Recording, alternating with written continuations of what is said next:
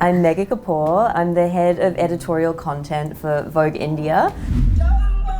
Don't get me wrong, I love Bollywood and I think the entertainment industry is amazing, and we're so lucky to have that. That's so unique to this market, but also moving beyond that. Sports stars, folk dancers in Punjab, actually like looking at what culture is here and speaking to regional audiences. You can be a go-getter and you can edit Vogue and you can still suffer like this because we're all just human. It's our humanness that connects us. I have really actively decided to just be radically honest about everything, right? There's just no point otherwise. And I think for some people that's a bit confronting.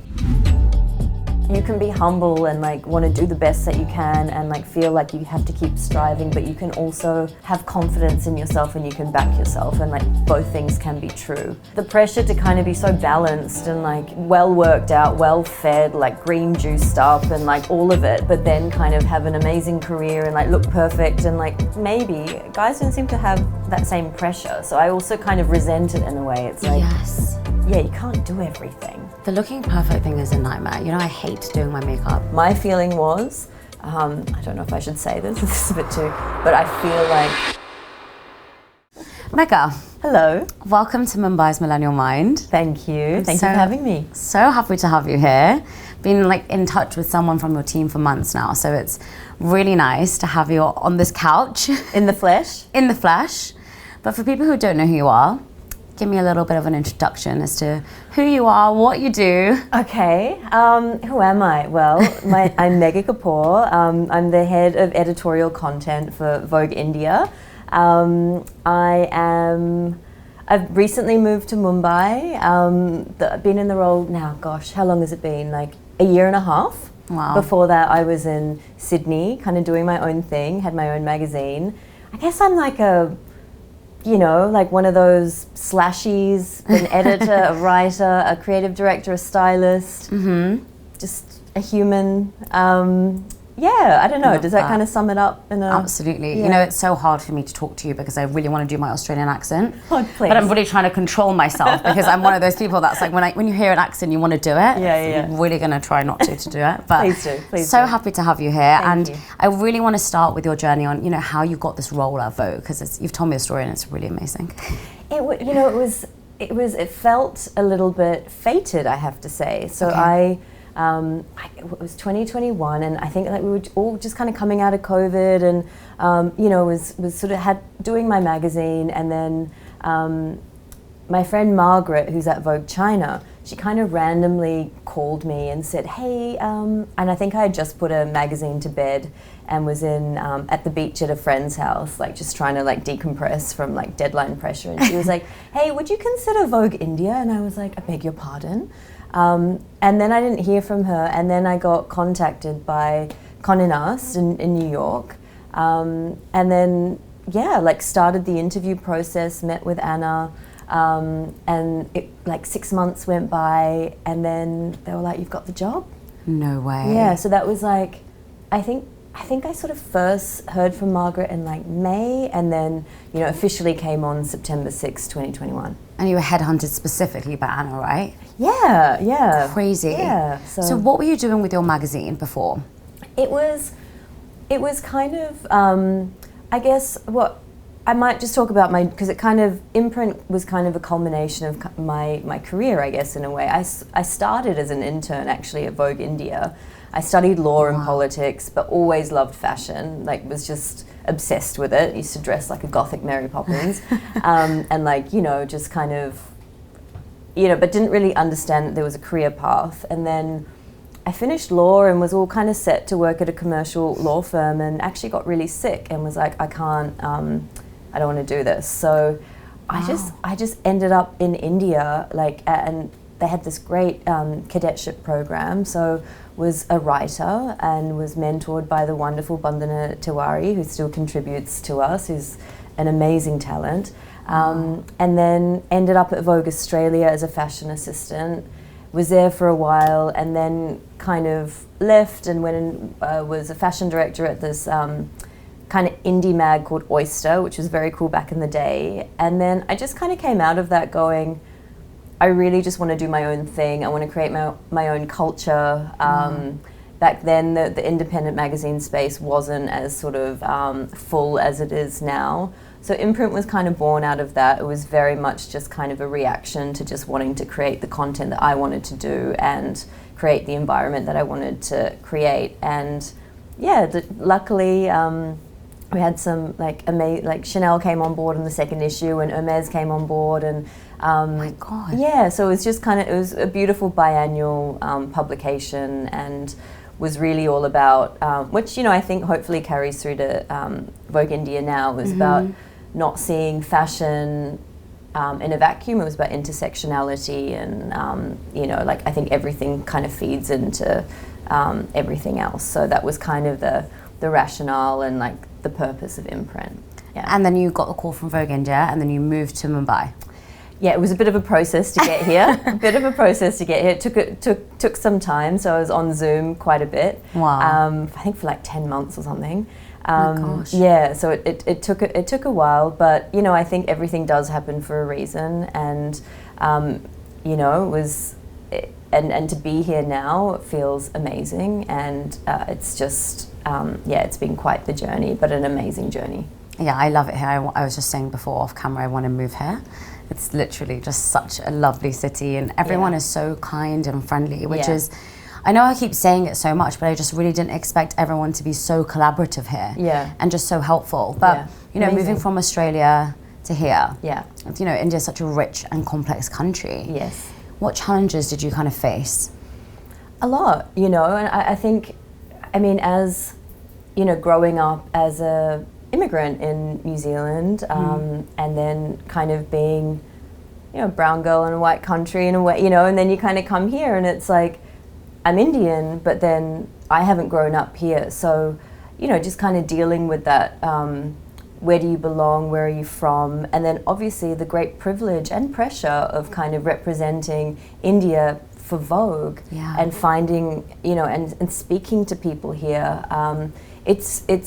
It's not something I take lightly, and there have been challenges, and there's a lot of learning, and a lot of listening, and a lot of, and it's going to continue. Like, I don't claim to know everything, and I think that's one of the joys of this job. And I remember Anna actually asked me when she interviewed me, in a roundabout way, she was like, "Are you Indian enough for this?" Wow. And you know, and I'm so glad she did, because I had to think about that back then, and kind of brace myself for that. And I'm sure there are people, and I know there are, you know, have been who kind of like to say diaspora Vogue, but the thing for me, and what I hope, what we're really trying to do is to connect with our audiences, with regional audiences, and bring everyone into the fold. And quite frankly, this is an opportunity for me to discover my culture as well. So I approach it like that, and saying this is a process of discovery, and there's room for everyone's stories. And I think one of the amazing things about being Indian is there are so many different stories, and there's not just one that represents it all. So true. My story is quite typical for so many people, as yourself, and this is our home. And, you know, yeah, we're Indian enough. Yeah, of course. I think there's such a difference between, in the UK, people always ask, are you Indian enough? And it's here, it's like, are you too Indian? Right? And so I think so many people are battling with that. Yeah. Because you don't want to be identified as just one thing, and you know, fit under one umbrella. Yeah. And I remember when I was coming here, people said, you know, do you still have connection to your roots? You know, do you even have family there? And I said, well, no, I don't have family here, but I feel instantly connected. And I think that's why when I'm here, I feel so safe and happy, and I can talk to everyone so openly, because there is that underlying connection between all of us and everyone. Yeah. And I think that's what's so beautiful. But, you know, kind of moving here and dealing with that challenge, what were one of your hardest days? There's been a few. I remember when I first arrived, I think it was like, the second or third day, and I just remember being in the bath and kind of, and just, I remember feeling so foreign, and just, what had happened that day, I think there was actually some sort of ceremony, like I had kind of been like, at where I was staying, there was some like sort of ceremony going on, and I think they wanted to like bring me into it, and I just felt like a bit awkward and like I don't know what to do in this situation. And I remember just kind of like crying and just being like, what am I doing? Like, what am I doing here? And I just remember feeling so out of my depth and a little bit just confused, and like I just felt like a real outsider. And there have been, and I guess moving for anyone, right? When you move countries, it's a big deal. But daily life is different here. There's a lot that's been tough to get used to, and I'm used to kind of like in Sydney, you just go and do, I'll run out the door and grab whatever I need to do, and you're quite independent here, right. And it's a different way of living. You're quite dependent on people, and you've got. Things can be a bit of a process, and right. I like to move fast, and like things, like the bureaucracy, they take their time, and you can't rush that. So it's been kind of just like learning to accept it and to adjust with that, and not kind of. I think aside from those really hard days, I think just generally in the first few months, there was this kind of sense of like. Oh no! But I've got to it's got to be done like this, and now I've sort of like just gone, just chill. It's okay. Yeah. You've got to just like let it happen the way it happens, and in a way, just kind of take a bit of a step back. It's all okay. It will be fine. I think at the start of everyone's journey, they need everything to be so particular. Yeah. And I'm like that. And whilst I've been here, I've had the wedding, and then I've had the podcast, and I have a schedule. Yeah. So every day I have things, podcast reel, personal photo, podcast reel. Yeah. And they haven't been going to schedule. yeah. And today I was meant to upload something yesterday, and it's still not uploaded. Yeah. And I'm like, you know what? It's okay. Yeah. Like, so what? I'll upload it one day later. Yeah. Like, it doesn't matter. And I think at the beginning I'm so like meticulous, and don't get me wrong, I'm still like, it has to be done today. Has to be done today, because if it isn't done today, I'm gonna get really frustrated. Yeah. But I am slowly starting to understand that, not everything needs to be done at the specific time and thing you want it to be done. You need to let go of that control, because you're growing, you're managing new things, you're trying new things. And this is the first time I've done an international series. Yeah. The next time will be better. I'll learn more from it. Totally. And I think having that kind of growth, learning mindset is really, really key. Yeah. Yeah. It's perspective, isn't it? It's actually just, and that takes time, and it takes experience, and it's like in hindsight, I'm like, oh, I wish that I had just kind of let that go or not pushed on that. But, I do believe, I don't know, it's going to sound a bit woo-woo, but I do believe things happen for a reason in a certain way. And like, I pushed really hard in the beginning, and even on Zoom, I was like, it was, working 16-hour days and just like really kind of trying to like affect a lot of change quite quickly. And in a way, that's great, because it got us to a point where I wanted to be. And now I think it's this lovely stage of kind of like shifting the perspective and being like, let things happen, and they will happen when they need to happen, and just take a chill pill maybe. You're very passionate about your vision for Vogue and how you've made changes and where you want to go. Tell me about that. What's been that significant change that you've kind of led?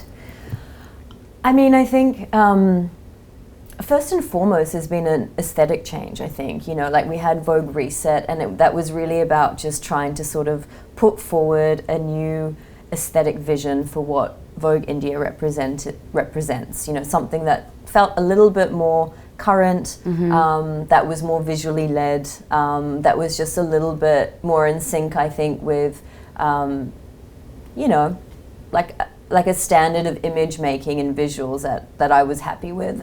And so there's been that side of it, and then I think it's been really centered on storytelling and inclusivity, and not just, don't get me wrong, I love Bollywood, and I think the entertainment industry is amazing, and we're so lucky to have that's so unique to this market, but also moving beyond that. Yes. Like sports stars, folk dancers in Punjab, like just actually like looking at what culture is here and speaking to regional audiences. We did our first Hindi language in the bag. So it's been really about just opening it up, and I think everyone's gonna come in with a specific vision, and mine, I'm a visual person, and I think that's part of why I was brought on. So beautiful photography. I think the creative industry here is incredible. There are so many amazing up and coming image makers and designers, and so just kind of wrapping our arms around that community more. Yeah. and still working with the entertainment industry. But my feeling was, I don't know if I should say this, this is a bit too, but I feel like maybe the entertainment industry and the fashion industry were kind of lumped in as one. True. I see them as different industries. I think there's room for both, and we can come together and collaborate in meaningful ways, but ultimately the industry that we're in is different, right? And right. we have to sort of acknowledge that, and there's so much more that we need to kind of be showcasing and highlighting and nurturing, and Bollywood is sort of part of that. Because Bollywood is huge here. It's almost like wrapped up in absolutely everything, and you're so right. I don't ever see a brand, like clothing brand, without a Bollywood star as their face of it, right? And I think that's what's nice, that you're slowly trying to change that. It's like there's other things that we can explore rather than just one industry. Yes. So what's been one of your biggest highlights? Oh, there's been many. You know, I think getting that Hindi language with Tamanna, the beauty. I know it probably doesn't seem. I just remember coming in and being like, why aren't we doing local language programming? And so I remember when that came out, I just felt, I don't know, it was just such a moment of pride. And I can't even speak Hindi that well, you know. I can, but it was just more like to see like a global IP. And obviously it's such an incredible brand, Vogue, and like to take that and just really sort of spin it into something that resonated here, and just also to see the audience, the reaction to it was really heartwarming. I can imagine. Yeah. And on the flip side, what's been one of your hardest days here? So many too.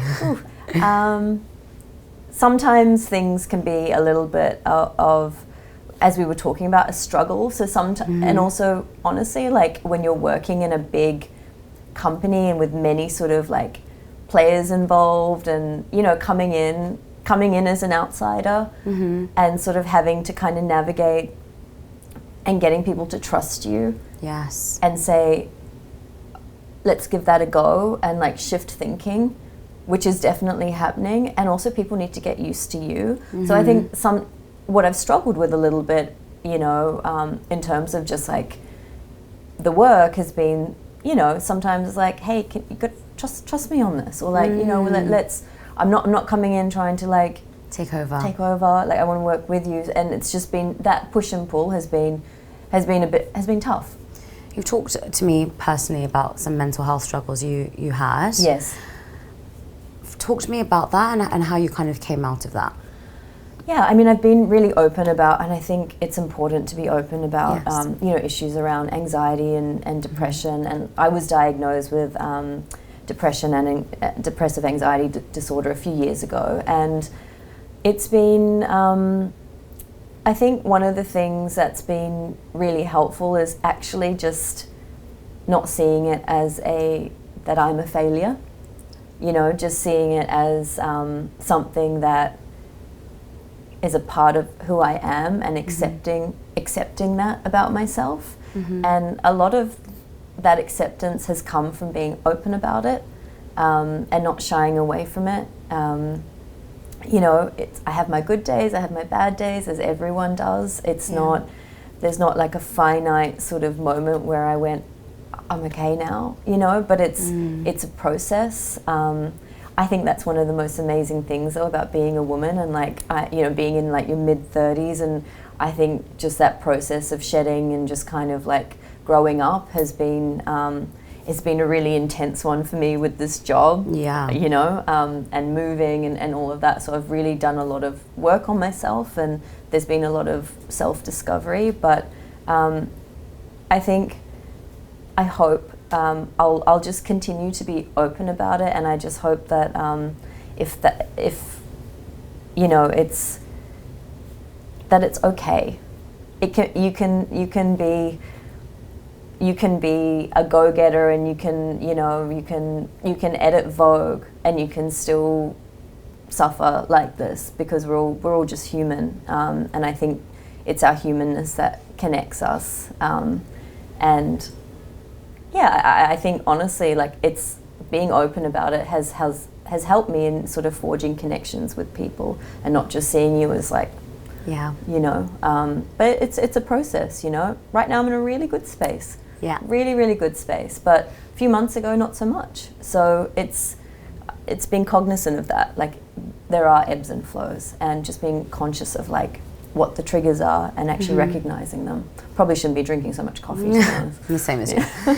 I feel that, you know, a lot of the time when we go through different emotions in our life, people see them as static. Yeah. Right? So if you say, I'm suffering through depression at the moment, people will say, well, how are you going out? How are you doing this? How are you coping? Yeah. If I say I'm anxious or I'm busy or I'm really stressed, it means I'm stressed, but it doesn't mean I want to stop or I'm not enjoying what I do. And I think we put these labels on as so true, and we pigeonhole people into them. Yeah. But you know, as a leader and as a woman who kind of is so open about that, have you faced any challenges to that? Because, you know, I'm the same as you. I'm very open, and I believe that being vulnerable with one person will allow them to be vulnerable with you. Yes. And what that does is instantly form a connection. Yeah. You know, if you tell me you're going through something, I'm automatically going to feel safe telling you. Yeah. And in an organization, that's so powerful because you're creating something deeper. Yeah. And you're creating a deeper bond. But often some people can use that as a weapon against you. Have you felt that at all? I think some of my, you know, I kind of also came in a few months ago, like 6 or so, I kind of I have really actively decided to just be radically honest about everything, right? There's just no point otherwise. Now, I think for some people that's a bit confronting. Yes. You know, it's like, can you just not? Yeah. You know, like whether it's on my social media, like I'm pretty much an open book, you know, like it's all kind of out there. Yeah. And yeah, I think sometimes people are a bit like, just put it away. Like, yeah. Like, no, like you don't need to. But you know, I think we all exist we all have to find the ways to exist in the world that kind of feel authentic. And you know, this is such a funny industry, and there's a lot of like, you know, like I don't know, posturing and like, you know, like there's a lot of faces that people put forward, and so I think a lot of people have, and people have said to me like, oh, maybe that's a bit much. So there's been, and that's from friends as well, like people who I really and you know value their opinion, and they're like, maybe don't. But then I think one of the things about growing up is just kind of go, okay, I respect that, I can see that, but I have to exist in the world in this way. I don't know how to be anyone else. Because I think when you start sort of, that's the other thing, when you start kind of like, I'm sure it's the same with you, people will kind of, you can take everyone's advice, of course, but you can get really confused by it. And I have been in that position as well in this job, where I was kind of listening to too many people and kind of going, okay, and it's like, it's at the end of the day, like, I'm so grateful for everyone's advice, and you know that I have people that I can lean on and talk to, but you have to make the decision yourself. So true. And you need clarity in that. So yeah. And spending time in solitude will always give you that. I say it all the time, just spend time alone, figure it out. Yeah. Because when you ask other people for their opinions, everyone's going to tell you a different thing. Yeah. And suddenly you're not left with opinion, you're left with everyone else's thoughts. Absolutely. And so, you know, for me, at the start of this podcast, I would tell people my ideas. Yeah. And some of them, you know, were probably not that great. I wanted to call this podcast The Indian Problem at first. Okay. And thank God I told people that, because they were like, it's so negative. And I was like, oh, I never thought about it like that. I was just like, you know, an Indian girl's problems. They were like, no, the Indian problem is negative. I was like, okay, thank you. Now it's a millennial mind. So sometimes advice is good, but then there's other times where I've said, I want to talk about this topic, and everyone's like, no, you can't talk about that. Yeah. You know, and I've talked about it, and everyone has loved it, because, you know, the topic around don't ask me when I'm getting married, everyone told me not to talk about that. They were like, it's a broken record. It's been the most viral video I've ever had, and it's grown my platform so much, because I think a lot of girls feel that pressure. A lot of girls feel we should follow this one path in life, we should conform to the idea of what we should be. Yeah. And I think it's so easy to kind of fall into that narrative when everyone is pushing it on you. Yeah. So if there's a voice out there that says, well, you can take another path, then why should I hide it? Absolutely. Right? I mean, and I get asked that question a lot. Yeah. And how do you cope with it? I mean, Because that's what people ask me, well, what do I say? And I just say, well, you know, at the end of the day, we all have different parts. It's not like I never want to get married. People think I'm like, I'm single, I never want to get married, I hate every man. I'm like, that is not the case. I have a boyfriend, we've been together for a very long time. It's just, you know, it's not our number one big priority in life, or we're obsessed with it. And it's fine if that's yours. It's just not the same for me. Do you think it makes people uncomfortable, maybe? That we're not married? No, that you have that. Oh my God, 100%. But like, what's the deeper reason? Exactly. You know, like, what's happening? Do you actually want to be single? Yeah. And I'm like, no, it's not that. And I don't even want a big wedding, and people are so shocked by that. If I had it my way, I would literally put a ring on my finger in a registry office with me and him. Get on with our lives. But people find this strange, and they think there's some kind of deeper like reason behind it. It's interesting. I mean, I started with, in the beginning when I was being asked that a lot, I caught myself kind of making excuses, and there was one conversation I was having where I kind of went into this debrief on like my relationship history, and I'm like, this man probably doesn't want to hear this, and he was kind of and it was on Zoom, and he was looking at me kind of going, and I was like, okay, I need to find a solution to this. So true. I just kind of brushed it off. I'm like, no, maybe, See, I need to get better at that, because I'm like, no, I'm in a relationship for 2 years and we're fine and we're really happy, but like at the moment it's just not our priority. And they're like, okay, whatever. And then I'm like, why am I justifying it to you? That's the thing. But I feel like we have to, because people are like, so do you not want to get married then? And it's like this whole long conversation, which I just think, honestly, it needs to change. And I'm happy that it is slowly changing. Coming into this kind of new role, there's probably been moments where you've wanted to give up, or moments where you felt, you know, this is perhaps not what I should be doing. We all suffer from imposter syndrome, right? Majorly. And I feel like it's such a universal thing, and yet not many people share their tools on how to overcome it. So when have you faced imposter syndrome? All the time, like majorly. You know, it was particularly when I got the job. I remember being a bit shell-shocked, and you know, there was a lot of media around it. Really? You know, just like when you get the job, like obviously, you know, it's in the news, and there was a big thing in like the Australian paper, and I remember just being like, I'm not deserving. Like it's just I don't know how to cope with this. I think being humble. Having a bit of humility is a good thing, and I don't ever, and I hope I never lose that, because I think, you know, there's a side of kind of imposter syndrome that drives you forward, and it means that you don't take things for granted. It's a privilege to do what I do. I'm absolutely so fortunate, and I don't ever want to take that for granted. And ultimately, it's about the work. The flip side to that is just having confidence and believing in yourself, and knowing that you can be humble and like want to do the best that you can, and like feel like you have to keep striving, but you can also have confidence in yourself, and you can back yourself, and like both things can be true. So it's, for me, it's a learning and trying to sort of figure that out, and just kind of, you know, back myself, because ultimately, as I'm sure you know as well, like if you don't back yourself, how's a team gonna, how's anyone else gonna back you? You know, true. If you're kind of like, you got to be able to make decisions, and sometimes it's just you got to fake it till you make it. So sometimes I will probably come across like I am just like clear and fierce and like no, yes, you know, but I'm like really unsure on the inside. So yeah, it's kind of that duality is how I kind of cope with it. But my imposter syndrome is really real. It's really? Like huge.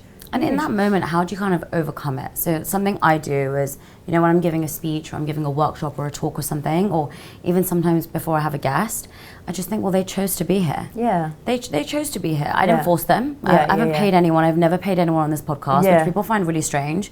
It's so funny. People here are like, so how much do you pay them? And how much do they pay you? I'm like, wow, I wish people paid me to do this. But I've never paid anyone, and I never will, because I believe that if our values are aligned, if the conversation is right, it will impact loads of people. And that in itself one day will kind of come full circle, right? And it will turn into something bigger. But I really believe in that moment when I'm facing that kind of worry, or, you know, I shouldn't be here, or how did I get this? I think, well, I did get it. And so I can either choose now to be nervous and uncomfortable and worried, which is not the Shivani they know of me. or I can be this like strong, confident, happy girl, which is what they do know of me, which is who I am. Yeah. So which one am I going to be? Yeah. And I think we have that choice to make every time. But how do you kind of cope with it? I think that thing of like, you choose, and you also just sometimes, I think it's okay to, sometimes, I feel like we're so, I don't know, with like, you know, Instagram tiles telling you to like be okay and be amazing and like everyone, sometimes it's like, it's okay to just like put on a show.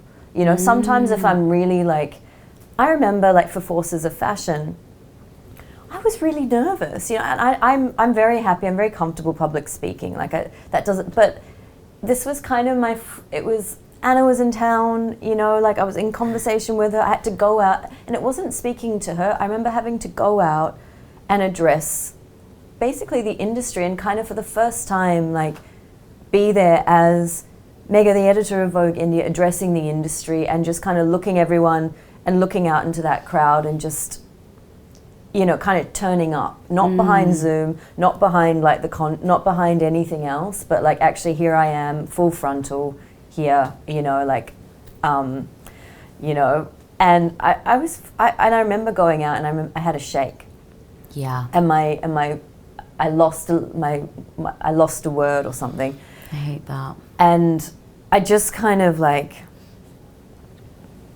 I took a deep breath and I just stopped myself for a minute. And I don't know if people perceived it in the audience. I think maybe one person said that, yeah, I could tell. And then I just kind of like gave myself that time and just said, just who cares? Yeah. Just talk.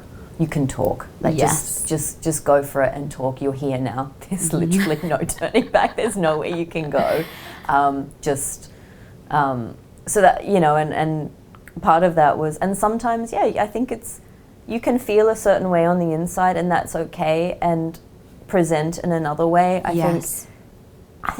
think men allow themselves to do that, but I think sometimes as women, and I think, with the swirl of like having to kind of, sometimes, I say this even though I'm an oversharer, but you kind of have to be a boss sometimes and just be like, you know, I will just go home and cry about this later. Exactly. But I have to just be like this right now, and that's okay. Yeah. You're not being inauthentic.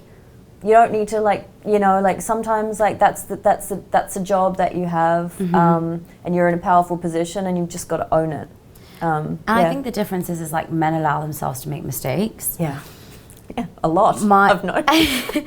My auntie Rashma Sajani, who's kind of like my idol, my inspo for everything that I do, she told me that one day when she was running for Congress in New York, on the way back, she was asked to give a speech, and she completely messed it up. And she was like, I sat in the car and knew I messed it up.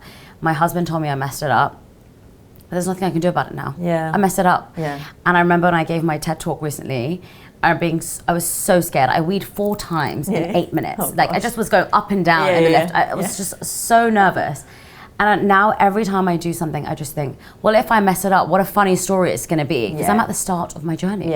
You know, I know I'm going to get somewhere. I know something big is going to happen. And so even if I have to give a speech in front of Anna Wintour or whoever it is, the president of the United States, if I mess it up, how funny would that be? It's like funny. And so I now just allow myself to think like that, and then I don't mess it up because I'm like, well, it doesn't matter. If it's a funny story, it's okay. And I think sometimes reframing your perspective is really, really, really important. But you seem to have a reaction when I said men like to make mistakes. I think it's part of, look, I think you have this stereotype, right? Like when you go into, and you know, ultimately I'm a creative. Like I haven't, and you know, there's an element to like, obviously it's a big corporate company. And I'm not speaking about, it's just generally, I think, like, you know, I'm not... No one in particular. HR, don't call me.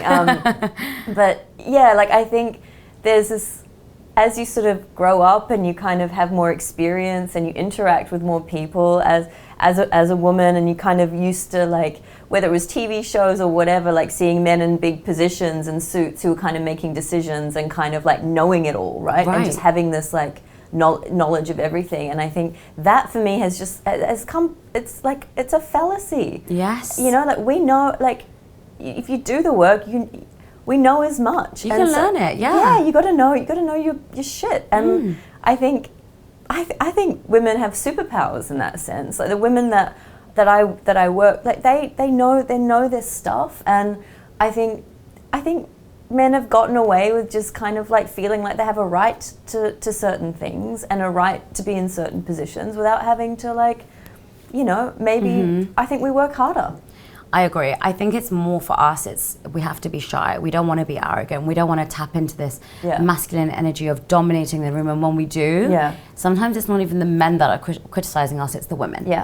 And I think that's why I always encourage everyone to be very confrontational, speak your mind. Yeah. You don't have to be rude. Yeah. And I think we associate being strong and being confident with being aggressive and being rude.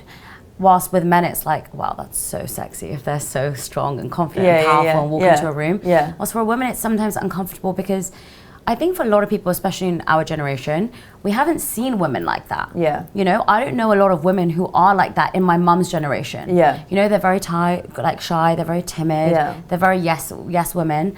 And I think we're raised to be like that, but in our kind of generation, because we've seen such a different thing on TV and in different cultures and in different parts of the room, we're like, well, we can be that. So there's often that conflict, I feel, of I don't want to be too strong, but I also want to change, you know? And every time I am really strong and I state my opinion, I feel guilty. Do you? Yeah. All the time. Yeah. If I'm really strong on something and I get into a conflict with someone, and I know I'm right, but I am really strong on it, I feel guilty because I think, God, they must think I'm so crazy. Really? Yeah. All the time. Wow. I mean, and you shouldn't feel like that. I know. You know, like, look, I don't feel guilty. Like, you know, I've got the women in my family are extremely, like, that's where it's a stock of strong women who love to speak their mind. I think, but I think that thing of, I think we back it up more because we have to. Like, I think a man can walk into and just like assert himself in a way, but I think we come with like, I don't know. My experience has been like when a woman is doing that professionally, certainly, is like she's got really good reason to be, and she has done her research and she's done her due diligence because she has to. Yes. You know, because I mean, and the other thing is kind of like typifying women as like, I was having a conversation with someone about this the other day, like as a boss bitch, or, you know, like you kind of get categorized, which I find woman CEO. Yeah, like so boring. Annoying. Yeah, it's like, so annoying. Yeah. I find it really irritating when people call me that. I'm just like, I'm just a woman. Yeah. Like, you don't need to be like, oh, you're such a boss, or you're like in your power suit. I'm like, I'm just in a suit. Like, I find it irritating, and I think all these, but some people like it. I mean, everyone has their own opinions on that. I think it's nice, but I think there's no such thing as a female CEO. It's just a CEO. Well, it's another stereotype, isn't it? Right. Yeah, it's another stereotype. She's often, I don't know. I kind of, it's like, just put more women in leadership positions, please. I think the more that happens, the more we sort of permeate like those roles and decision making. Then maybe it'll. But yeah, that sort of stereotyping is something that I find a little bit frustrating. Have you found that more in India than in Sydney? No, I think it's everywhere. I think that's everywhere. I mean, I think that's universal, to be honest. I agree. Yeah, I don't think Same it's, with the UK. you know, I think, yeah. Moving from Sydney to India, what's been your kind of biggest cultural change, or kind of thing that you found harder in the workplace? Or easier, to be honest? You know, I worked for myself beforehand. Right. So, you know, yes, of course. There was a kind of like, you know, there are certain, you know, hardships with that, and then also there's this ability to just kind of be like very agile. Yes. I think, you know, whether it's India or just going into a big, like there's more bureaucracy, there's more layers, there's more, you know, there's more processes to go through. So I think as someone that is, you know, likes to make fast decisions and move quickly and whatnot, like it's kind of like, of course, it's going to take like, then it happens, and then you're like, okay, great, you know. So it's just maybe, yeah, the speed of things is a little bit slower. That's hard to adjust to, because I think in my corporate role I felt the opposite, right? I just quit 6 months ago. Okay. I decided to do this full time. Amazing. And now I'm like, I can do things at 2 a.m. if I want to. Yeah. I can do things at 4 a.m. and I can make the decision. So it's done. Like it's instant. Yeah. Whilst I think when you work in a corporate, it's very, very different, and you have times. But on the flip side, it's also, you know, I used to have days where I could just log off and be on holiday. No, yeah, that's the thing. I mean, I think that's, you know, that's been another, because I worked for, like, I think when I came in, I was kind of approaching it like it was my, like, and kind of getting into everything. And I think now it's just like, you can back off certain things, you know, it's not it's not my business, you know. I've been, you know, I've got the privilege of sort of like being the custodian for the brand at the moment for Vogue, but it's kind of like, that when you're, you know, entrepreneur and sort of working for yourself, there's a kind of intensity and an obsession and a kind of like never off switch that I probably have brought to the role a little bit that I need to work through.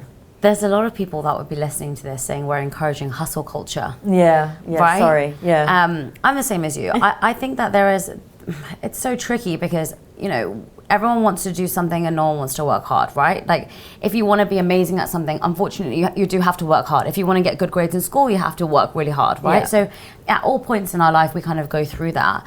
But how do you kind of strike that work-life balance? I don't. Like, and I'm really honest about that as well. Yeah. Like, I think I don't want to perpetuate some sort of like fallacy that, you know, I'm amazing. I wake up a minute. I don't. Like, I eat like a 15-year-old boy. I drink way too much coffee. I'm definitely not hydrated. Like, we're like the same person. I drank 0 water today, and I've had 3 coffees. Yeah, and that's okay too. Like, I think the balance for me has been like, okay, just try, but Megha, you need to sleep. You need to do certain things. Like, it's just basics that have become like self-care. I'm getting better. Yeah, but I don't strike a work-life balance. I'm probably objectively really out of balance. But the balance for me is kind of, it's like not making that another thing to feel bad about. Exactly. And I think that, you know, at different stages of your life, we'll go through different things. When I was younger, I was really not like this. I was in a job which I didn't like. I used to sleep there on the way there, sleep on the way back, chill out, watch TV in the evenings, do nothing. Wow, yeah. That was my life then. Now I'm like living a completely different life. And if I want to be in Mumbai and record 15 podcasts while I'm here in a day, and that makes me happy, then I'm going to do that. And if someone else is watching and thinking, oh, you're literally not spending any time with your family and you're not doing this, then that's your choice. And I feel like I've become more comfortable with that. That's we all have our own choices. We all have our own paths, and at different points in your life you may choose to work harder and then relax more. But I would say vitamins have been a lifesaver for me because I can't sleep. Okay. Vitamins really help. Keep me energized. I've got some here. So I'll tell them to you after. I'll take you. I also think that's something that comes on women as well. Like, I don't hear guys talking, you know, like, it's not not to be so, but like the pressure to kind of be so balanced and like, you know, like be zen. You know, like well worked out, well fed, like green juiced up and like all of it, but then kind of have an amazing career and like look perfect and like, I don't know, like I feel like that, I feel like maybe guys don't seem to have that same pressure. So I also kind of resent it in a way. It's like, we're kind of, you can't do everything. The looking perfect thing is a nightmare. You know, I hate doing my makeup. I hate doing look perfect. No. Honestly, people are like, what's your skincare routine? And I'm like, I have 2 things. Yeah. I 90% of the time don't really use them because 3 times a week I sleep with my makeup on, and the other 3 times of the week in London, all the time because I'm tired. So I sleep with my makeup on, and then in 3 times a week I'm in London, and I can't carry my gym stuff, so I've stopped going to the gym. I can't carry my 2 laptops for my podcast.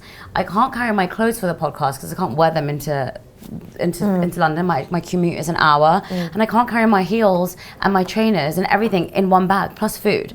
So same like you, I eat like a protein bar and a sandwich. I just grab it on the way and like a shake, whatever I can do.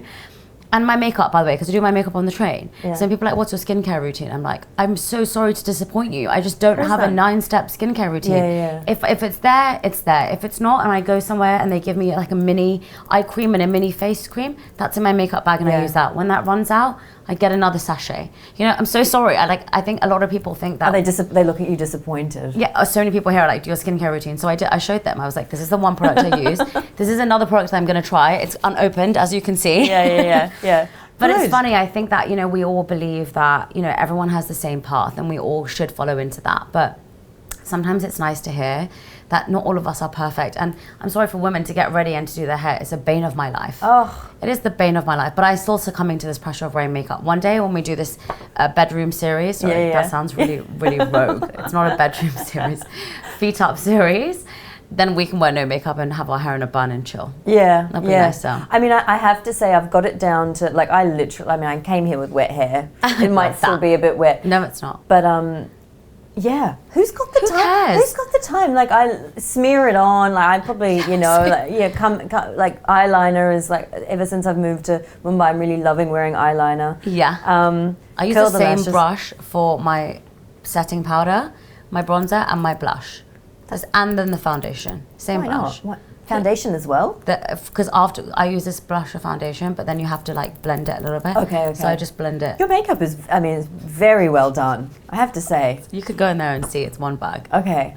It's pretty great. You probably should do a video on that, to be honest. I know, but people are going to be like, you're so unhygienic. Why do you use the same brush? I'm a bit scared about that too. Yeah. My finger for my eyeshadow. Yeah, honestly. There are a lot of people that are watching this that probably think, okay, how do I get to this position? You know, how do I start? What do I do? What advice do you have for any aspiring entrepreneurs or young women all across the world? Gosh, what advice do I have? Just trust your instincts. Mm-hmm. You know, I think you're told. That's what I did, right? Yeah. Like I was meant to be a lawyer. Like my poor parents, you know, like I 7 years at uni, and like I was meant to. And then there was something in me for some reason that was like, no, I'm just gonna not do that, and I'm gonna like trust my gut, and I'm gonna take. I love fashion, and I love to write, and I don't know what it is, and I was so naive, and I think, thank goodness I was so naive, because I think if I had known more at the time, I would have been too scared. Yes. So I think when you're figuring it out, or you have like something in you that's kind of calling you to. Just trust it and go with it, and you know, like nothing's forever. So like there will be changes and things will ebb and flow, and you know, like, and that's okay. But just give it a go, because I think ultimately, like, whether people, you know, look at my career. If you look at my career, it's been a sum of parts and a sum of really sort of instinctual decisions that kind of took me in certain places, and I did not have a plan. Yes. I still don't have a plan. I don't know. I'm not a 5-year plan. I'm not like that. I kind of, maybe that's really terrible advice. No, I think, you know, so many people for years and years said I should quit my job. Right? From like the moment I started the podcast, everyone was like, you want to do this full time? And for the first year I was like, no, I could never. What are you talking about? How would I ever make any money from it? Yeah.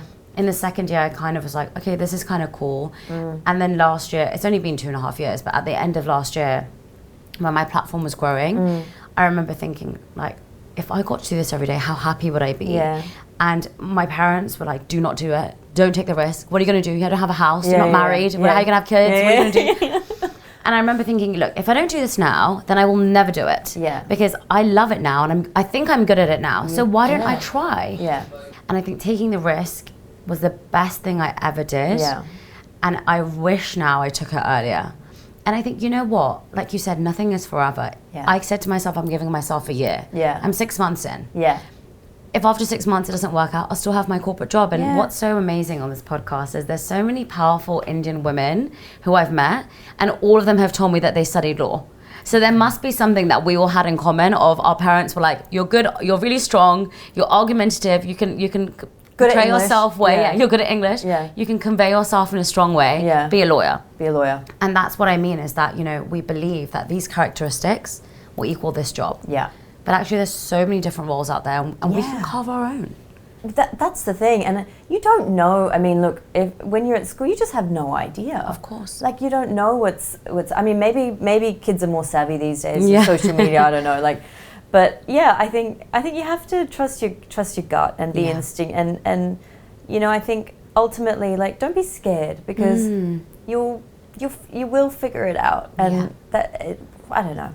It sounds wishy-washy because people said that to me, but now I say that to everyone else. Like, you will figure it out. Yeah. You know, every month I still don't have I don't right now have any money coming in for May or even April. What month are we in? March? But somehow at the end of every month it comes in. Yeah. And I'm like, it will figure itself out. And every month I'm like, oh wow, I had no idea that was going to come into my life. And then, you know, now I just don't worry about it because I just let it be. Yeah. And I just think, you know, everyone goes through a path where everything is up and everyone will go through a path where everything is down, but that just means we're living. Absolutely. You know, we're living our life. Yeah. If it was like this, it would be boring. Very. And it'd be stagnant. Yeah. And so let's just enjoy. You have nothing to talk about. Exactly. It would be a podcast. Everything's a story. Yeah. That's how I do everything. Exactly. That's a great way to look at it. Yeah, everything is a story, everything is a lesson, everything is going to be me giving a speech. Yeah. And talking about it. But thank you so much for coming. I'm so excited to connect with you in person and to start this kind of like really exciting journey with you. Yes. So thank you. And come back to Mumbai and work for Vogue. I would love to. You heard her, yeah? She's giving me the job. Yeah, it's now recorded. Yeah, it's done. Verbal contract in law, remember that. Okay. Signed and sealed. Thank you. Thank you so much. Hi, everyone, and thank you so much for listening and watching this podcast. Wherever you're listening or watching, if you could please press the follow, like, and subscribe button, it would really mean the world to me.